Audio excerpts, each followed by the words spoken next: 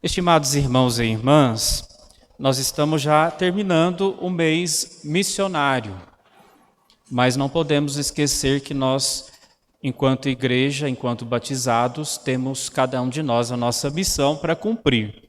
Não podemos abandonar a nossa cruz, a missão que o Senhor confiou para cada um de nós.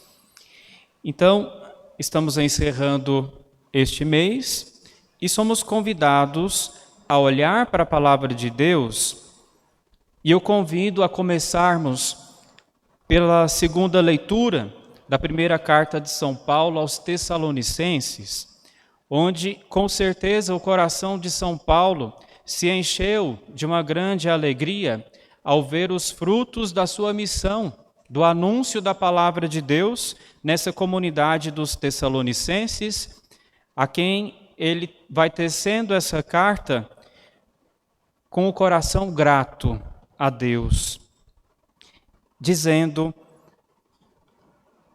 vós vos tornastes imitadores nossos e do Senhor, acolhendo a palavra com a alegria do Espírito Santo, apesar de tantas tribulações.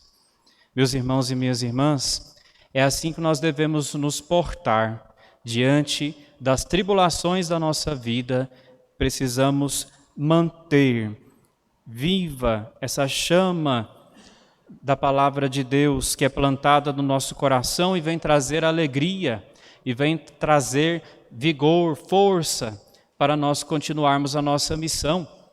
Diante das tribulações, não devemos fraquejar, mas são nestes momentos que nós precisamos redobrar a nossa oração, a nossa proximidade com Deus, para sermos fortalecidos e orientados pelo Senhor, que nos fala na palavra, que nos fala no Evangelho, que nos instrui na nossa caminhada de fé. Então, como é triste tantas pessoas chegarem até nós falando, por vezes: Frei, tem 2, 3, 4 anos que eu me afastei das santas missas, que eu me afastei da comunidade, porque aconteceu tanta coisa na minha vida, tanta tribulação, tanta coisa ruim, e por isso eu não sentia mais gosto de ir para a igreja. E a gente sempre diz para essas pessoas: que bom que voltou, né? Que bom que sentiu saudade, porque é na igreja, se abastecendo na fé da palavra e da Eucaristia, da oração em comunidade, é que nós somos fortalecidos. Olha o exemplo dessa comunidade dos Tessalonicenses, uma comunidade de fé viva, e por isso se torna modelo, se torna exemplo para todas as outras comunidades dos discípulos, e por que não também para nós hoje. Meus irmãos e minhas irmãs, as tribulações foram vivenciadas também por Jesus, e a palavra de Deus tem demonstrado isso para nós nos últimos domingos, quando pessoas de má fé chegam até Jesus para provocá-lo, para experimentá-lo, para testá-lo e tentar pegá-lo em alguma palavra, que vai contra a religião de seu tempo, contra a lei de seu tempo.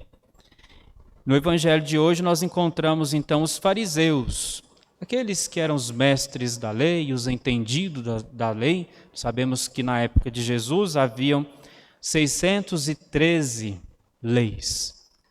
Hoje é difícil a gente decorar os 10 mandamentos, né? Imagine decorar 613 leis que regiam a vida daquele povo, que instruía aquela gente. Era como que um resumo da palavra de Deus.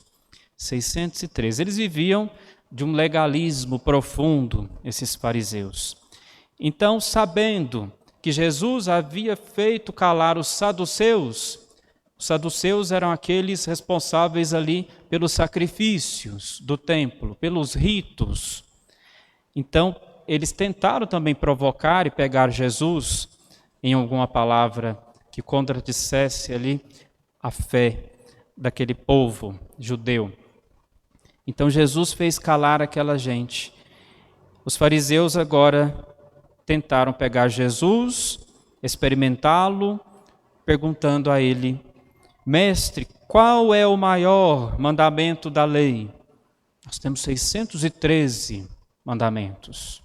Qual é o maior? E Jesus, ele age com a sabedoria divina, porque ele é Deus, é o Deus Filho.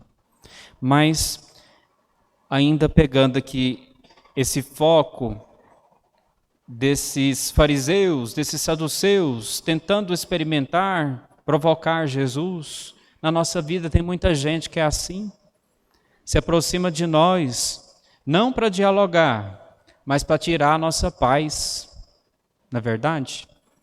Às vezes é o esposo, é a esposa que fica provocando, né? Tentando roubar a paz. Não há diálogo, né? Então, esses fariseus não queriam saber nada do que Jesus dissesse, apenas tinham a má intenção. Então, Jesus, usando da sabedoria divina, ele resume todas aquelas leis, né, aquela burocracia, aquele legalismo, dizendo que tem duas coisas que nós podemos fazer que resumem todos esses outros mandamentos e que são a raiz de todos eles, a essência de todos eles. E que sem essas duas atitudes, esses dois mandamentos, nós não conseguimos viver bem os outros. Quais são esses mandamentos? O primeiro: amarás o Senhor teu Deus de todo o teu coração, de toda a tua alma, de todo o teu entendimento. Não é de qualquer forma que nós devemos o nosso amor, o nosso culto a Deus. Ele quer o nosso amor por inteiro. Precisamos amar a Deus com todo o coração, com toda a nossa alma, com todo o nosso entendimento. Não devemos amar a Deus pela metade.